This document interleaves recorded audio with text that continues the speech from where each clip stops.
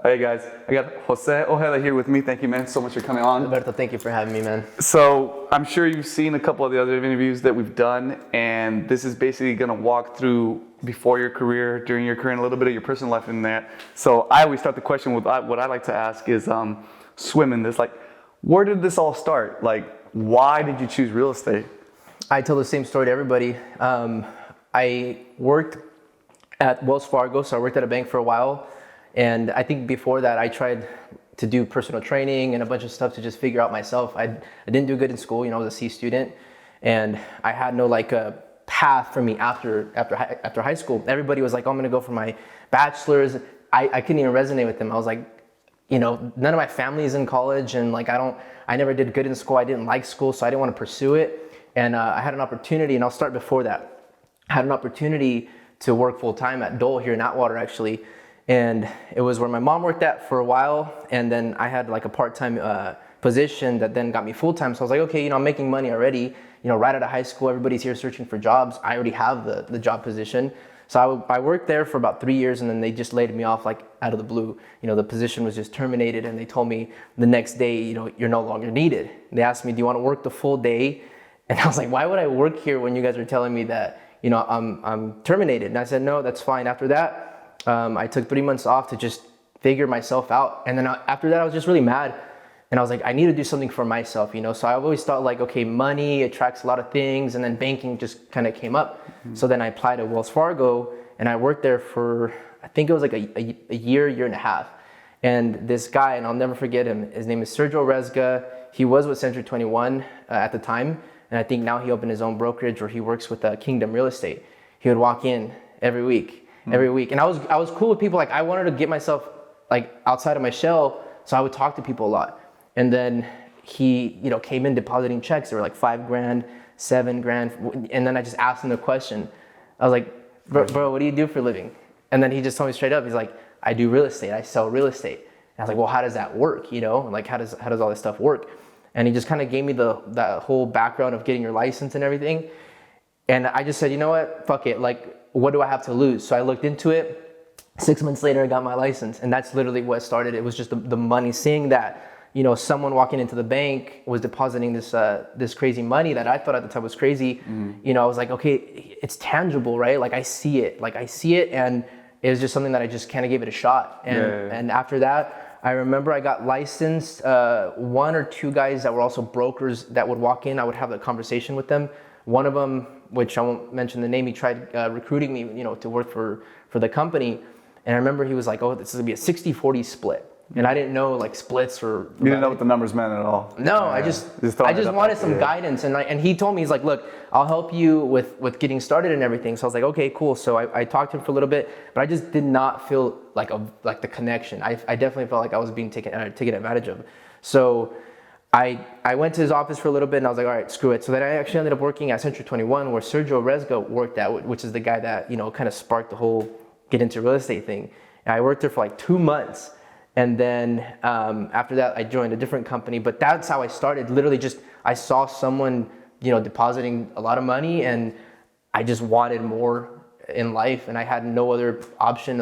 I had no backup plan, right? I didn't have a path. I didn't have a degree. I didn't have a skill. I didn't have anything. And I just said, let's make it happen. It's funny that as you tell your story, everybody has a similar story, but I always like to go into the in between stuff. So yeah. First picture we'll start out with is when you got this. I want you to take a look at this, and you tell me when you got this, what was happening basically immediately before this and a little bit right after too, because we could jump right into your career real quick, but it's the little things that people tend to forget in the moments. So the first picture I want to show you is your real estate certificate. Mm-hmm. This is when you got licensed. This is his real estate certificate.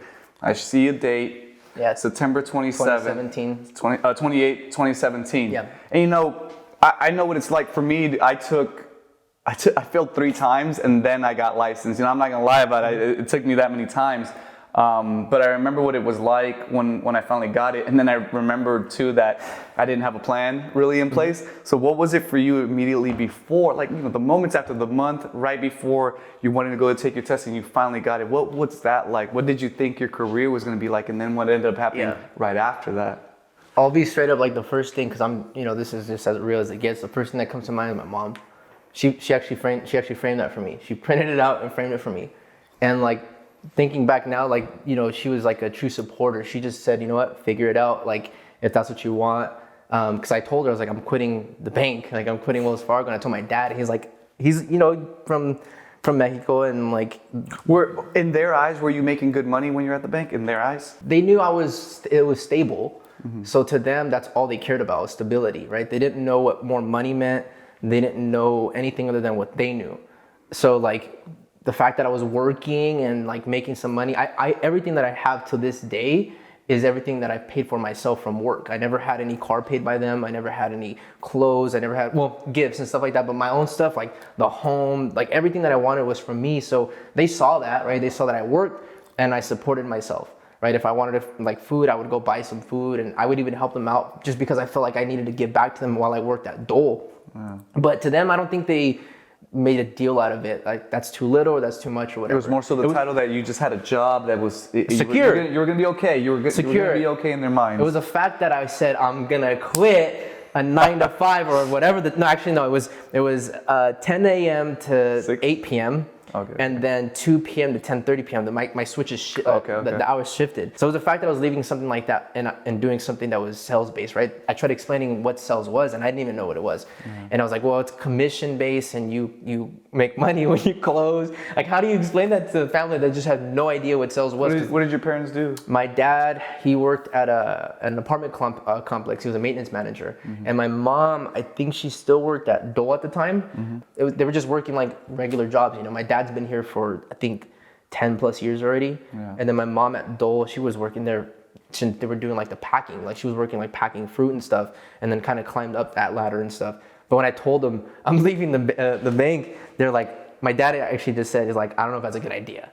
And I've always had the mentality, and like a lot of things from when I was a kid growing up made sense. Like I had ADHD. I've self-diagnosed myself. I was moving, and I could probably support that diagnosis. Yeah, me too. Yeah, everybody, and they even said like when you were a kid, you would climb up on the couch, watch TV a certain way. So I was always very different. So when they told me, I don't know if you should do that, I didn't care. Like I wasn't gonna listen to them. I was like, look, I'm gonna do this. This is what I want to do. So when I see that, I just think like I finally had something to work for, right? Like I had something that was like tied to my name. Like people have their diplomas or people have their degrees and stuff. That to me was it, right? Because I studied for it by myself. I didn't have anybody teaching me anything. I remember I failed the first time I took it in Sacramento. The first time I drove myself, I failed it, and I think it was a 67%. You had to have a 70%. So I was probably maybe like 5 questions or so. I was pissed. I was like, this is it. I remember I walked out like. Don't forget, they don't tell you what score you get. Yeah. Remember, it just says you either pass or you don't. It does say percentage. Oh, really? Yeah, that's probably newer than when I did it. 67%. Oh, really? Yeah. So you had to have a 70% to pass. So it says you got a 67%. It's when you pass that they don't tell you the score. You're right. You're right. That's how many times I failed. Yeah. So let me tell you. What is Jose's mind? What's the next month look like? What's the next month? What's the next move? What's everything? When did you quit the job? What happened? I already quit my job. You already quit your job? Yeah. So I quit my job in November. Oh, no, December. I got licensed in November. And while I was licensed, I was like, I'm gonna market and network. So at the bank, I was actually making connections and relationships. Okay. You already planned ahead. Yeah, they had a little thing where you would print the receipts out for the bank. So I would when I would meet someone, I would kind of tell them, oh, I'm actually gonna be leaving here. I'm gonna be doing real estate. And there was little conversations, and there was a few people in there that are actually, I have like 2 or 3 past clients that are from the bank and from that initial interaction or those teller interactions. I would get the little slip, write their name down, and save them. So from November to December, I just threw the towel in with the bank, and I didn't care. I was just like, my mind was already real estate. And I think I didn't start to January because of the association dues and all that stuff. I didn't want to pay prorated, dues. It was just starting January and on. So what's the day to day? What's action plan 1, Jose, real estate agent? Yeah. What's action plan 1? What's the first move? Work hard. What does that look like? What does work hard look like? Hours working. So I was like, I remember literally it was the first 3 years. So it wasn't even like a little action plan in the beginning. It was the first 3 years I worked from like 6, 7 o'clock in the morning to like 10 o'clock at night, maybe even later. It was always just like, I would watch videos, right? I would watch motivational videos, videos of like realtors and stuff like that. But I wasn't so like into other realtors at the time. It was more of like, I just needed some kind of motivation, right? Like I didn't want to seek to a person. I wanted to build like myself from the inside out. So I didn't care what other people were doing. I would always watch like, I think it was, Gary Vee and Grant Cardone, like the big people that were in like the marketing space at the time, and then from there is where it kind of started. I started documenting my life from the beginning. Actually, before I got, actually licensed, I was talking on social media and posting, I'm gonna be a future realtor and this and that. Stay tuned for the growth. So the idea that came to mind was, and this is again, I think kind of like what started my whole career, was the documenting part of it. I have everything since even before I was licensed documented. 100% I can agree with you with that. And you're one of the few people that I can wholeheartedly believe, and I don't like using this word much, but you manifested the shit out of that thing. Everything. I'm sure, because when I watch your videos, I see you talk as if it was day one that you were talking at it. It's not really, there's no script or anything. You're just kind of talking to you day to day. And I'm thinking to myself, this guy basically picked up the phone one fucking day and just started talking to it. And it stayed the same since then, just like how you did a video right now. It hasn't really changed much, which is super impressive to see. The action of recording hasn't changed much, but I've changed a lot. Yes. No, 100%. Your hair is a lot different too. Yeah, it's a lot cleaner. Yeah, thank you. And I'm finally growing some facial hair. Yeah, exactly. At 29 years old. So let's jump into another shot basically, because we got through, your early, your career starting out and so forth. So let's touch bases later on that manifestation or that no, word. 100%. Don't worry about it. We're gonna get right back to it. We're gonna get right back to it. So where are we here? Who are they? And what happens next?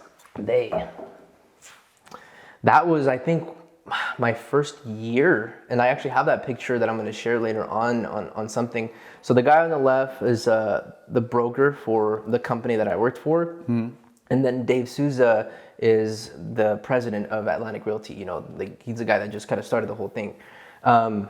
Crazy thing about manifesting is that Daniel, the guy on the left, actually walked into the bank while I was a teller there. I think he was purchasing property or something, because I remember the word escrow, and then he wired some money over, and he gave me his card, and I had that card for years. And then when I joined the company, I told him, I was like, look man, I don't know if you remember me, but I kept this shit. I kept this because I was like, I like your vibe. He was just very like enthusiastic, right? Like he had like this kind of like charm where he was just like cool people, very talkative. So I feel like I connected with that. So it was just people that I connected with for 4 years of my real estate career. And what went on in Atlanta? What did that do for you in your career starting out, trying to figure things out? Because I know what it's like starting out at a brokerage, and you pick the one you feel comfortable with, and things change along the way. But what did you see happen to you during that time? I want to say there were the two people that I would go to for everything.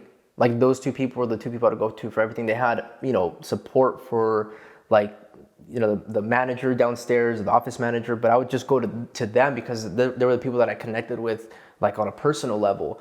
I want to say through the 4 years at Atlantic Realty, I went through probably at least 10 different versions of myself.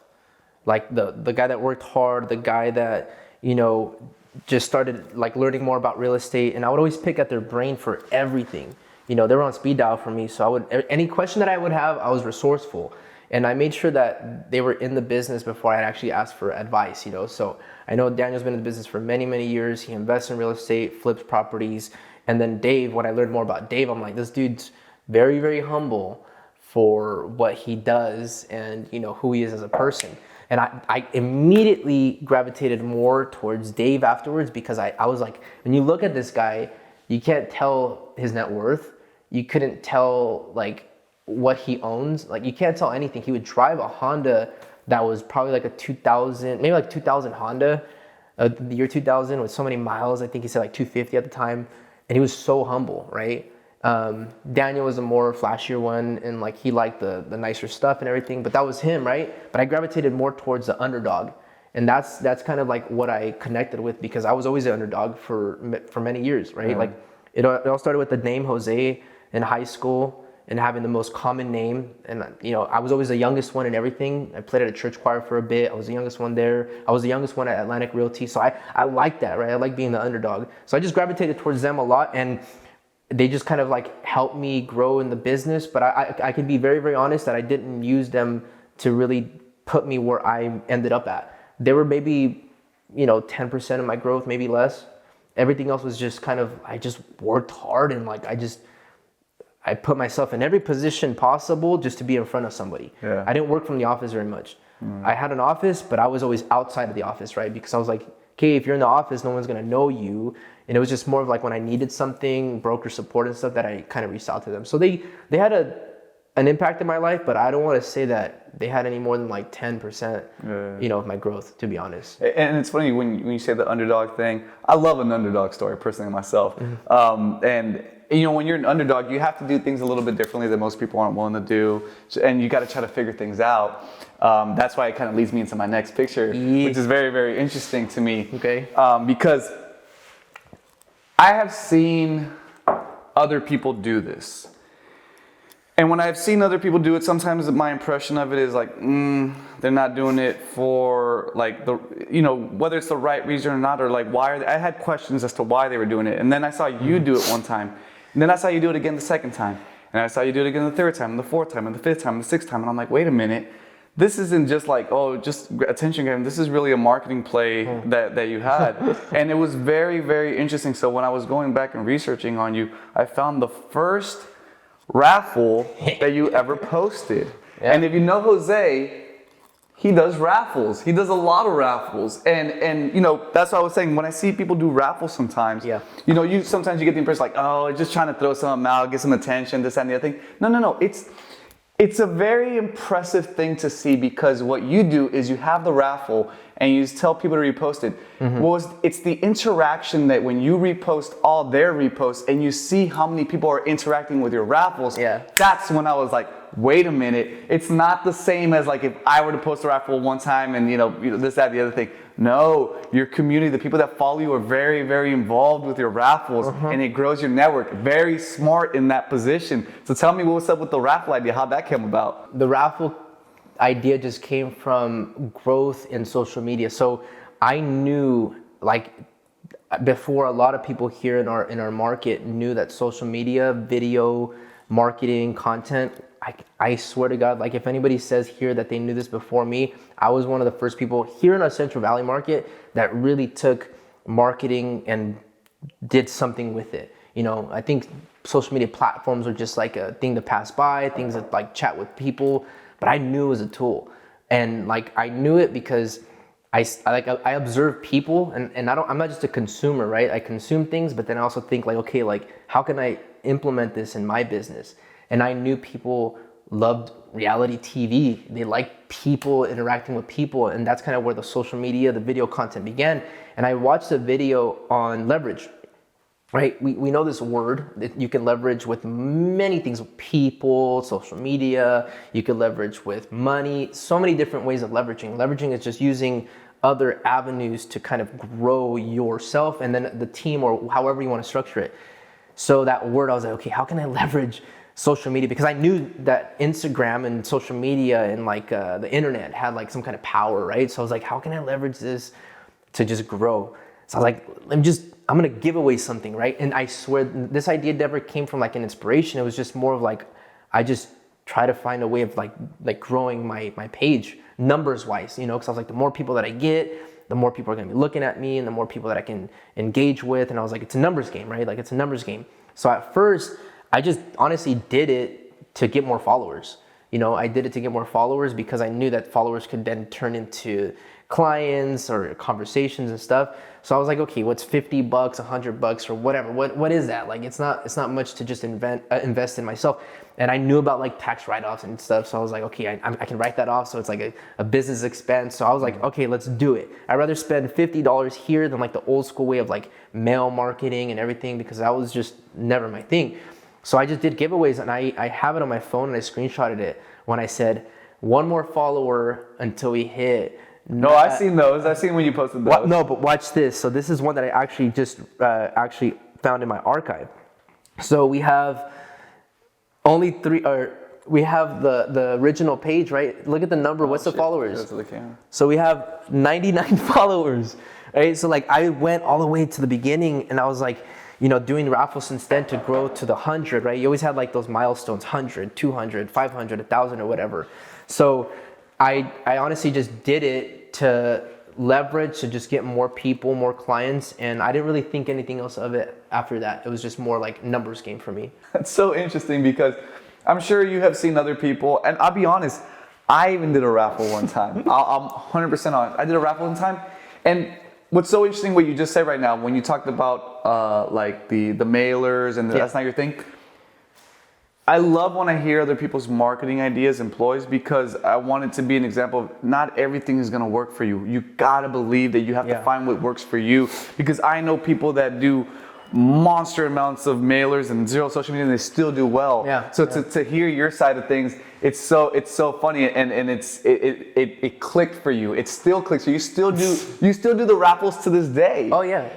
And then that's the other thing of like turning it into social media and manifesting. We're going back to this manifestation thing.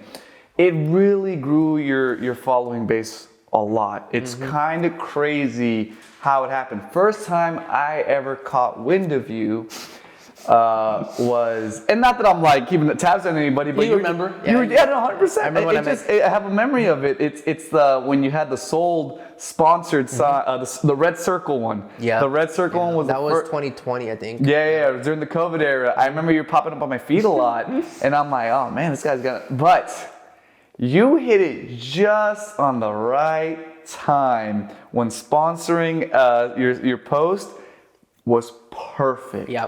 What made you go on that kind of blitz, basically, to go after it? And did you realize what you were doing? No. Now that you're mentioning, I was like, look, I didn't even know that was maybe, now looking back at it, part of the Instagram algorithm, right? Maybe like sponsoring got your boost post, or like got your profile or your post put in different Instagram profiles. I didn't know that. I just felt like I have to invest some money in myself. So then I did some research on Instagram and like paid for stuff.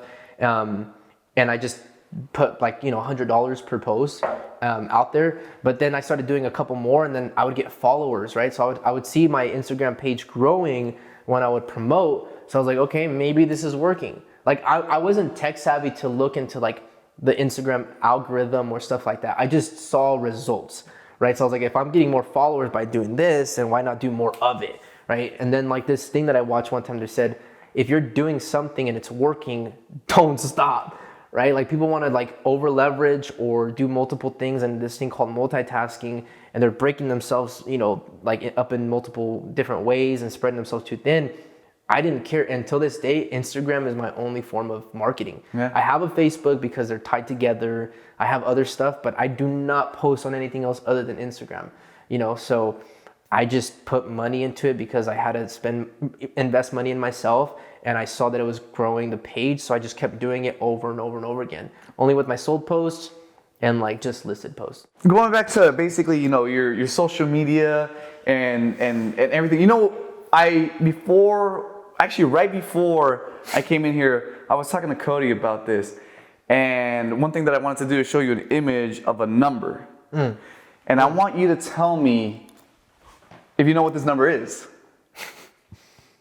Like, what does it mean to me, or like what it may be? I would hope so. 311. What's 311? California Avenue. I have a listing at 311. I'm not surprised that you were thinking about a listing that you have, because you have so goddamn many. But 311. What do you think this number is? These are 311 families that I saw that you helped on social media that you've posted. Mind you, that's not everything you may have helped, because I'm sure you didn't post everything. But those are the solds and the family pictures that, mind you, have these on them. So it's the combination of these with the pictures of people that you've helped moved into a home and the people you helped moved away from their home. 311. That's the number of families I counted on your social media. Blew me the fuck away. Let me tell you, I was talking to Cody, and I'm gonna say this right now. Yeah, you have the ADHD 100%, because that's fucking insane to have that many numbers by yourself. By yourself. I know people have helped you along the way here and there and this and that, but god damn, Jose, you were in a relationship with 311 people for the past like 2.5 years. That's madness to me, and that is a huge testament to you. I am so impressed. I gained a newfound respect outside of your house. I'll be quite honest, I was telling Cody about this.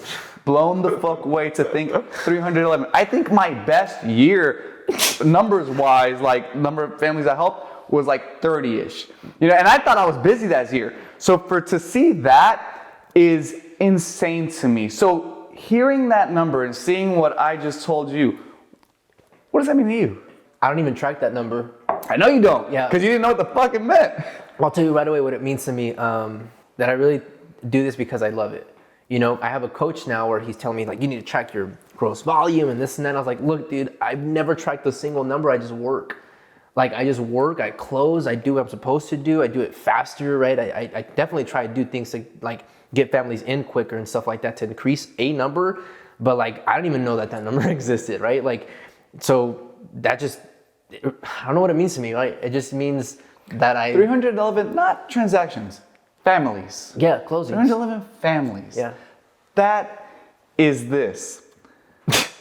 How many text messages, emails, phone calls, blows my mind. If you don't understand what that means, if you're a real estate agent, you'll know what 311 transactions in about 3.5 years. 6 years. Yeah. Well, 5 years. 5 years. 5 years? 5 years, yeah. That's 5 years. mind blowing. And mind you, the first 2 years weren't as busy. So the majority of it's top heavy. Yeah. That is insane to me. And I know there's other agents that do high numbers as well, but I've never met one that doesn't. And I understand. When I met you, Jose, and when I've talked to you since then, you're like this. The fucking way I describe you is like this. That's literally how I fucking describe you. My heartbeat right there. You're just fucking tick, tick, tick, tick, tick, tick, tick, go, go, go, go, go. That's just how you are. And I was like, fuck, man, like, what's wrong with this fucking guy? Like, relax. Like, why don't you sit the fuck down and take a breather? You know what I mean? Yeah. But I get it. You are designed and you're wired in such a way, and that's why you were able to accomplish such numbers. That is huge, man. And congratulations to you. That is amazing to me. And I'm telling you, I'm blown away by it.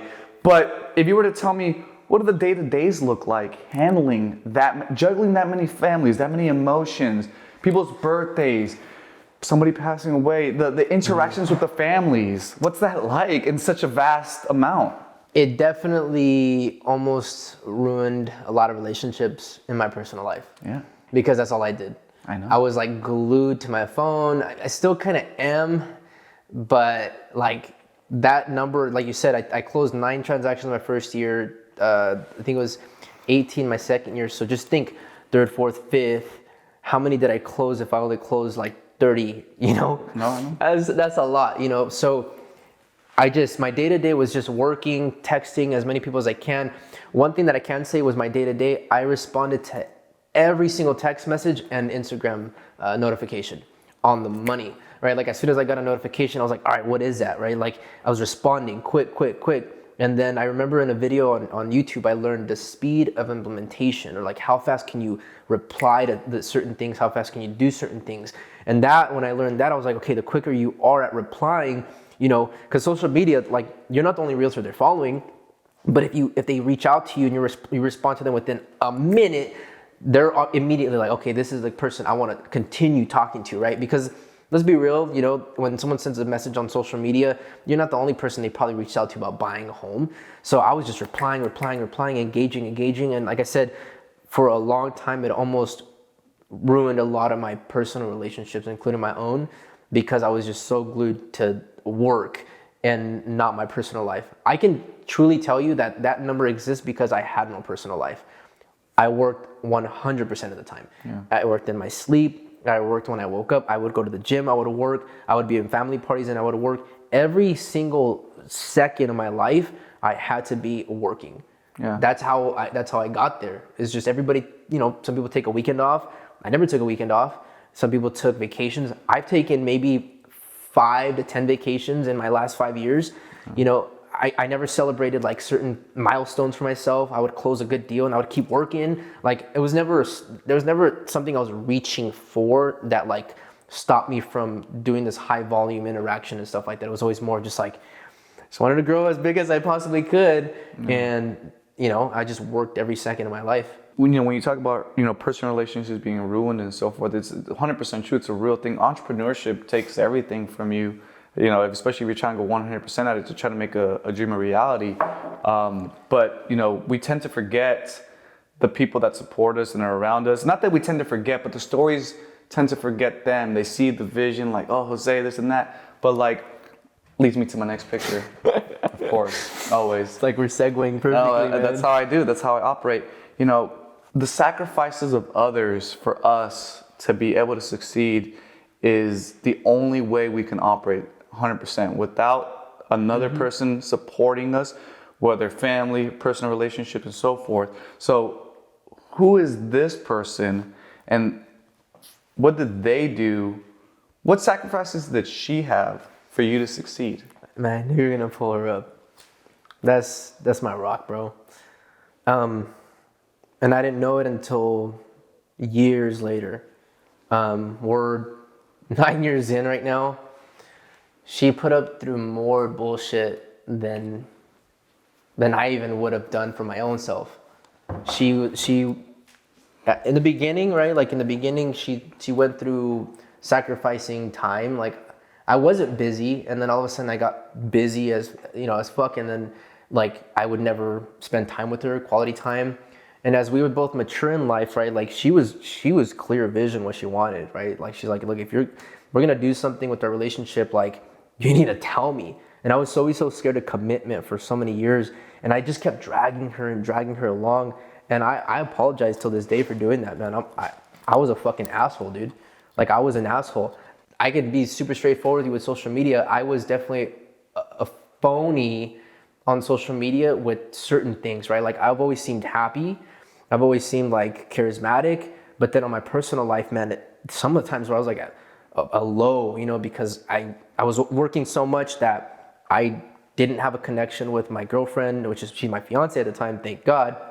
So, like I was always sacrificing that relationship, and like the fact that she still stayed with me with no promise that it was gonna get better, I value that shit more than anything. No, 100%. Yeah, I would, and this is crazy, like I would drop real estate, as far as me selling real estate, to just do something with her, because that's how much I give a shit about her. That's how much I love her. That's how much I respect her. That's how much like value she brings to my life. She shaped me, dude. She believed me when I told her I wanted to do this. I have a text message that I'll never forget. When I got licensed, she sent me this long message of like a dream that she had. Like I had a dream that you were selling homes and this and that. And she pushed me for sure to kind of like get into this this path of real estate. She was probably, I want to say, my first supporter. Yeah, my parents, they didn't see the vision at first, and she was the one that was like, I believe in you.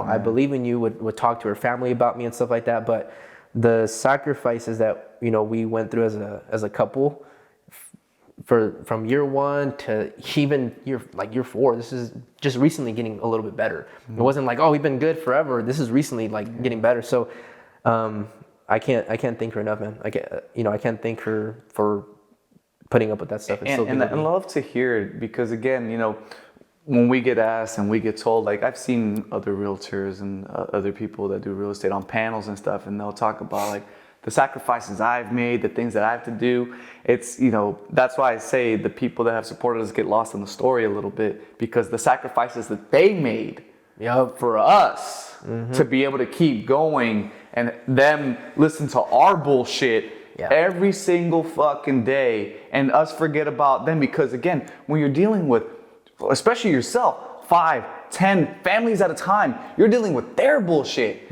and whoever it is, your partner, whoever is supporting you, has to just listen to that. While they may have issues of their own, but they're willing to put their emotions on the wayside just to let you get through it and achieve your dream. That's the story that never gets told, that I think a lot of people tend to forget about, that I want to talk about more. So I'm glad that you're being honest and saying, when you post things on social media and everybody posts their stuff, it's not always good times. No, and I will say now, God gave me a pretty successful career, that not just her, right? Anybody that's around me that I feel like supported me, I try my best to make their life as easy as possible.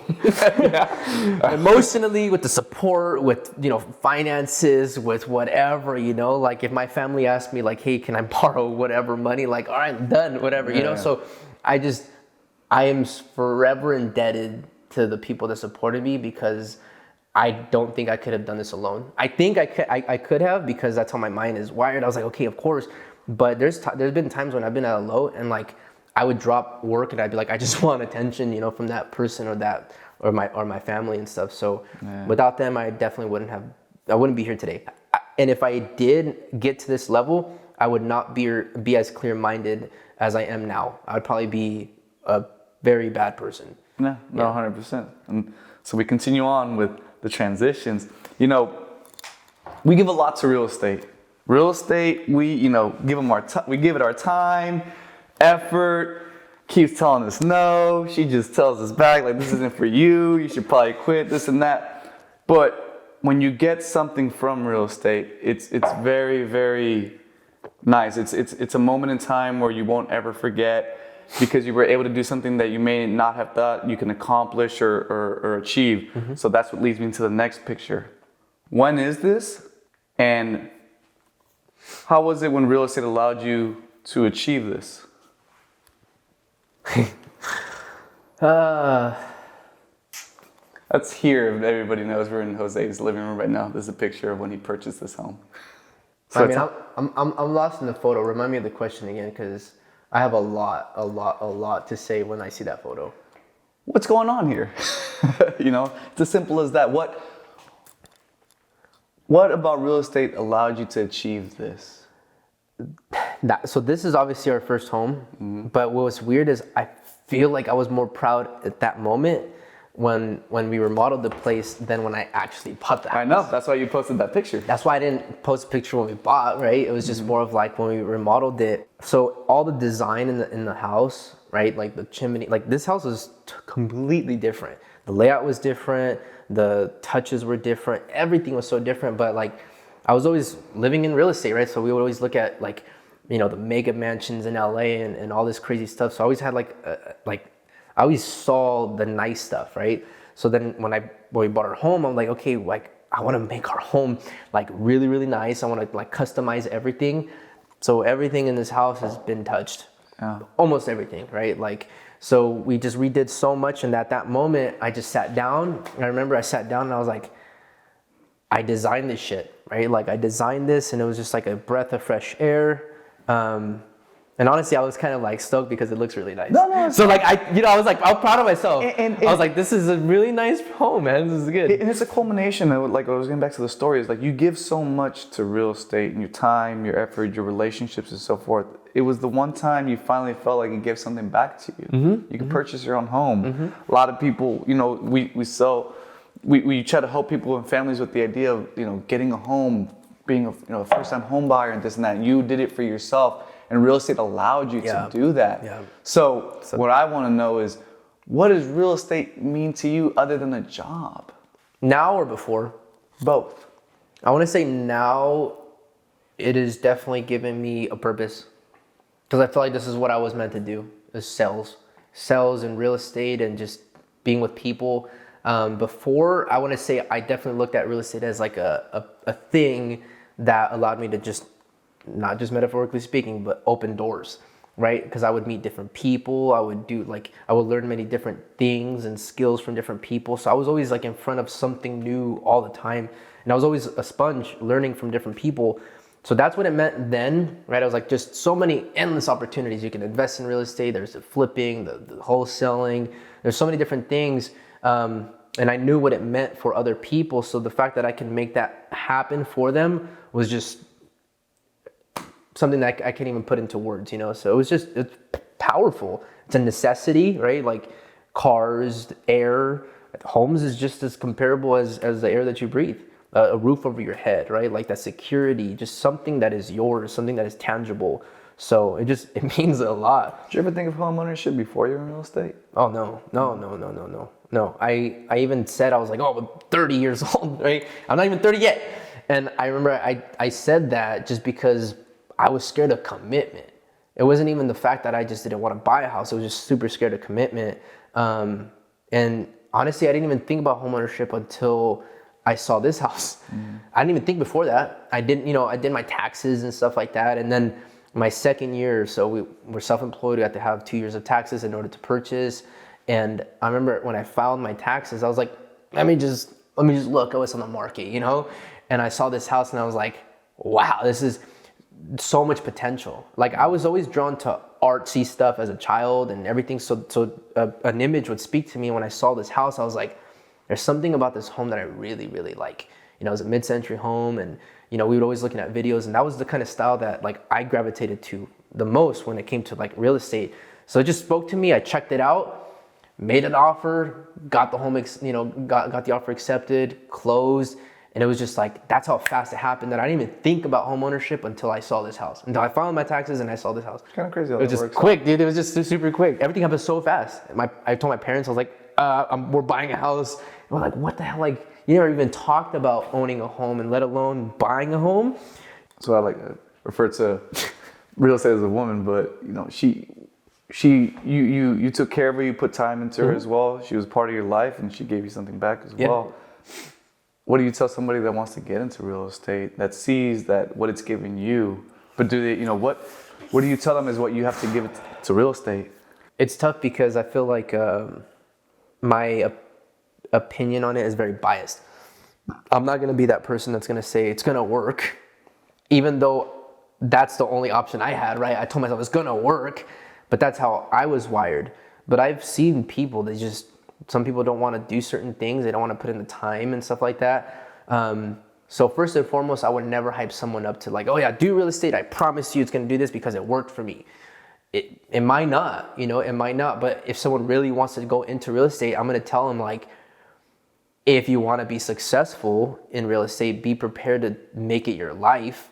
Maybe, I don't know, maybe some people just have that like, that sphere of influence where they might not have to work really hard because they just have family that's just purchasing, or they might be in a different, environment that it's easy to sell. But for me, it wasn't. Like, I had to prove myself. So I just said, look, if you have nothing associated to you with real estate, like there's no people in your family that do real estate, nobody, and you're starting from scratch, you have a lot to prove.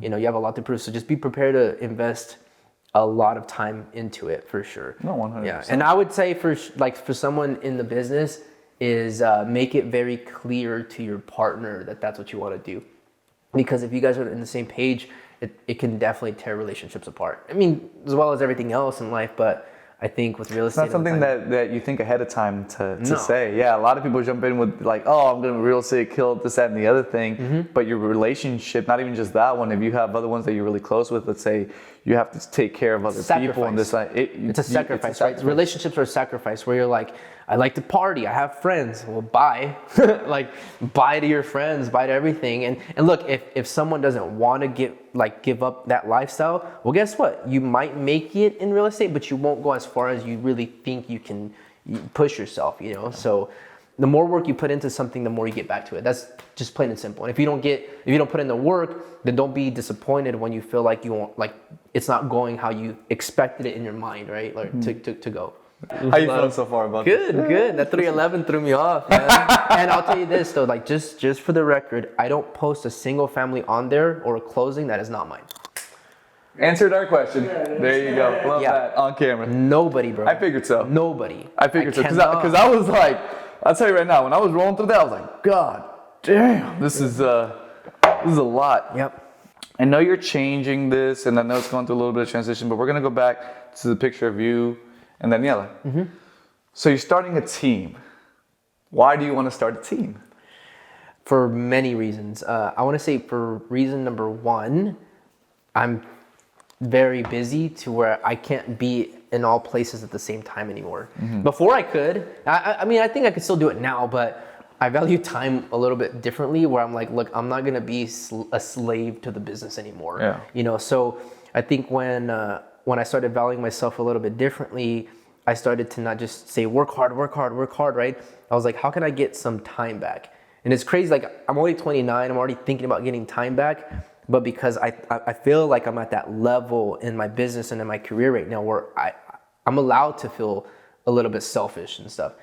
I have my fiance, right? Like, I can't go through the same bullshit that I went through year 1 to 4 again and be like, well, I'm gonna just continue selling real estate by myself, helping another 300 families and going through this fucking roller coaster again. I couldn't do that. So I definitely want more time with my family, my loved ones, to enjoy the things that I work for. And I feel like that's probably the only thing, you know? And the fact that I'm really busy right now, that I just cannot be in multiple places at the same time, that I definitely need help, you know? And that word, like feeling helpless, it almost made me feel like, you know, less than, but it was a blessing that I was so busy, and I'm so busy right now. And I did the math, and I was talking to her this morning. In 2 months, because we have a spreadsheet of it, we had 25 pre-approved buyers in 2 months, bro. So it's like, how the fuck can one person do this, right? The power of social media also took me to a level where I was like, wow, I was not ready for it. I wasn't ready for it. You know, and now I'm with EXP, which is a different brokerage, but in EXP, they definitely pride themselves on teams.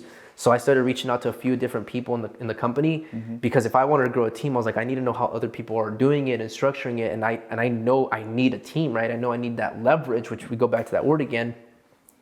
And I like giving back. You know, I have a few different agents that I'll share clients with, because I'm like, look, I know where I started, right? Like, I know where I started, and like, if I can give them 2 or 3 clients per month, that can change someone's life, you know? Yeah. So it was the fact that I turned into more of a leadership role and just kind of like a mentor, that building a team just felt like I had a different path that I was heading in real estate. Not just sell.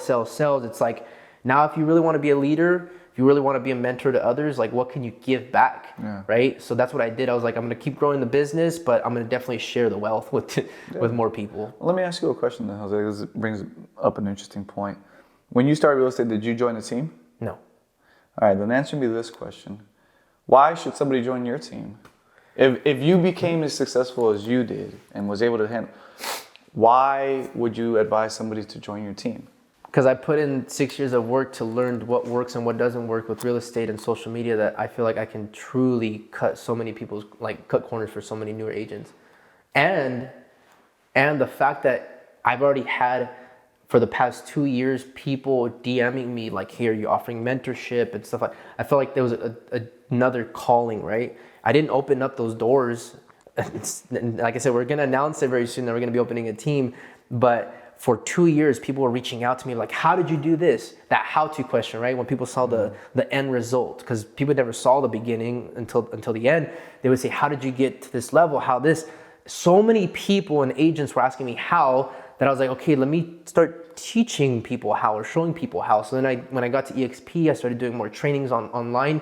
And I felt like there's such a good culture, and people were just loving the fact that I was sharing my knowledge with them, that I knew that I had a lot of value to give to people, to agents, aside from just like the typical join a team and, you know, you're gonna do the commission splits. It's way beyond that. Culture, my experience, the fact that I'm still heavy in real estate. I'm not exiting real estate to open a team, right? I'm still gonna be in the business that I can share relevant information to. So it was just something that was knocking on my door, put it that way. The teams and the team structure was calling me. I wasn't calling the team. Yeah. So if someone asked me, why should I join the team, is because there's other people that are asking for this kind of help. And I finally said, okay, like, I'm gonna open the doors to that. And sure enough, man, like, I'm already talking with like at least 4 to 6 different people that are just waiting to, you know, reach out to me and join the team. Yeah. And again, that to me means something, right? Yeah, if someone's 100%. Asking me, it means something. So that was, you know, that was it. And I guess this is kind of leads me into another portion, is you're getting into a balancing act. And I see this a lot with people that are starting teams or starting brokerages and so forth, is especially heavy producers just like yourself. You got to start making a bit of a sacrifice between all the families that you help personally, because you know how it is. A lot of people want you. I came for Jose. Mm-hmm. I didn't come for the person you're trying to push me off to. Yeah. So it's gonna start becoming a difficult situation for you. Inevitably, that's just how business works. Between spending time with your team, nurturing them, growing them, and the families that do you think you're gonna spread yourself too thin? And how are you thinking about tackling that situation? like the maybe hard conversations of like, why am I going, like why am I working with the team and not Jose? Yeah. No, it's a 100% fact. I've heard that so many times over the years. It's like somebody passed me on to their team and I wanted to work with so and so. I'm still gonna, my vision of it is I'm gonna still stay involved as much as possible with the relationship, but I'll never forget, again, I only take advice from people with teams, right? How am I gonna reach out to someone for advice if they never had a team? I think a brokerage and a team are a little bit different, right? I personally think if you have a brokerage and someone has a team, they're not the same thing. You can't get the same advice from someone. So I reached out to someone that had a successful team, and they put it into perspective where I was like, wow, this makes so much sense, right? They used the restaurant analogy. You have the person that greets you at the door. You have the person that sits you down. You have the person that takes your order. You have the cooks in the back. You know, everybody's working for the same thing. So it's more of like, now I'm gonna try to not have that weird conversation with people like, wow, I just want him. I just want to create an experience, like of saying like, look, you're gonna be taken care of by such amazing people, including myself. I'm not gonna be outside of the team and just overlooking stuff. I'm gonna be involved, just not as involved with like the showings and all that stuff. You know what I mean? So I'm gonna just take myself out a little bit and just leave a lot of the other work on other people. That's what I feel like I deserve at this point. Mm-hmm. The thing that I'm giving back to the agents in the team is just the fact that I'm giving people clients, and you know, that's one of the things that people struggle with and stuff. So when someone put it into perspective, it's like the restaurant analogy. I was like, okay, that answered everything, you know? So that's how I'm gonna pitch it to the families, is like, look, you're gonna be taken care of in such a way, and I promise it's gonna be the best experience ever. It's not just gonna be with me, it's gonna be with this huge, amazing team that truly loves what they do. Cool. So everybody always gives interesting answers on this one. I'm gonna show you this, and then I'm gonna tell you what it is, okay? All right. It's a blank screen. Blank screen. This is 5 years from now. What do you see? Oh, man. I feel like I've been... What am I showing you right now? It's 5 years from now. What am I showing you? I feel like everybody has an answer. My answer is I don't know. That's good. I'm gonna be straight up. Like, I don't know, because I feel like I've been adapting to life as it comes. Maybe the ADHD, maybe the fact that I can never stay still doing the same thing. Like, I don't even want to say, oh, I'm gonna do real estate, right? I feel like I still will be doing real estate, but I won't. That's not gonna be like my pride and joy 5 years from now. I just got into art. I just got into playing piano, you know, and I like doing new shit because I prove to myself that, like, if I try learning something, if you put in the time and the effort and you go, like, you're hyper focused, you can learn it. I'm self-taught with everything, and I talked about it on my posts on social media. Nobody taught me real estate. Nobody taught me sales. Nobody taught me guitar. Nobody taught me piano. Nobody taught me how to draw. Nobody taught me art. Nobody taught me about design. Nothing. And like the fact that I learned all that stuff by myself, I'm very excited to see what the future is going to hold. So I don't have like a clear vision of myself.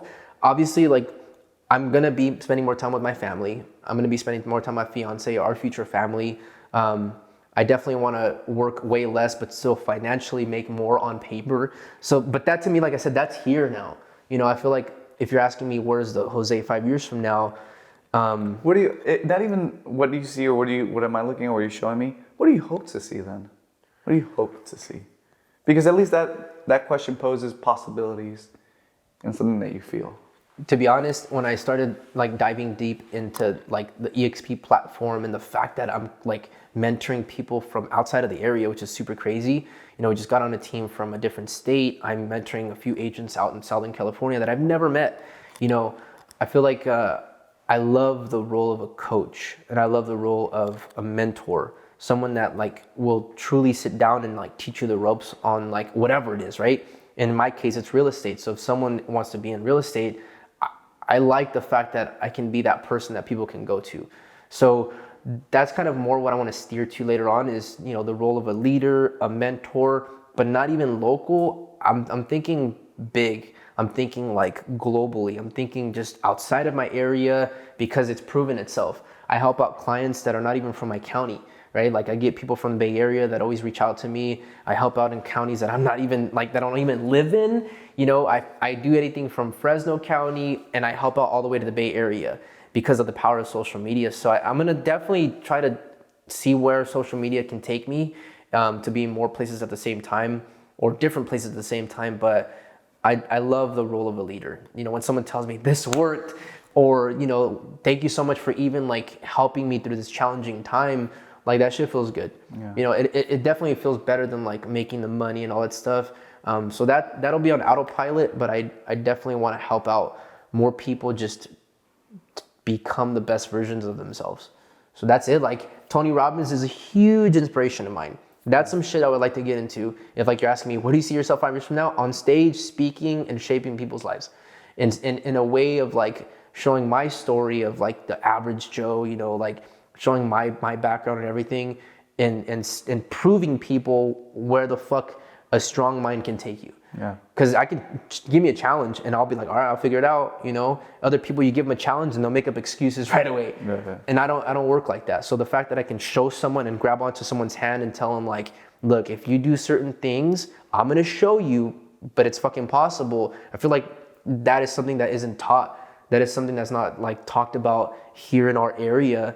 And I feel like it's things that people are looking for, you know. Right now it's easy to make money, but to feel like clear-minded and feel like you have a purpose in life, people are missing that, you know. So that's something I want to get into, man. It's just speaking on stage for sure. Yeah, I 100% agree with you.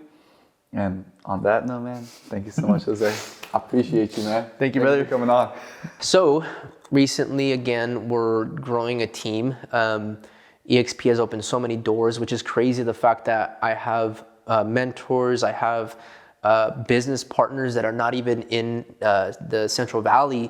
You know, there's people from San Diego, a few from Texas. We had a recent team join from Iowa. So the fact that like this is expanding so big, I'm taking this shit to the next level, and something to expect from my business and my sphere of influence and the community is for sure I'm going to be posting a social media event here in the near future, but it's going to be very different. It's not going to be like a rah event where it's going to be more motivation. It's going to be very tactical. You know, how did I get to where I'm at now using social media? I'm pretty much going to teach people how I got to where I'm at, you know, and I'm not scared of giving people the tips and tricks because this is a thing of the past. You know, I have a lot of shit that I'm going to be doing and exploring in the future. So it's just more of showing people how to elevate their business and be very tactical at this event. We're gonna have a few guest speakers, a few people that are influential in our market. So it's gonna be super dope. That, and then again, just we're gonna see how far Instagram and technology can really take someone's business. So I'm gonna be pushing it to the envelope. That's for sure. Cool. Awesome, man. Thank you.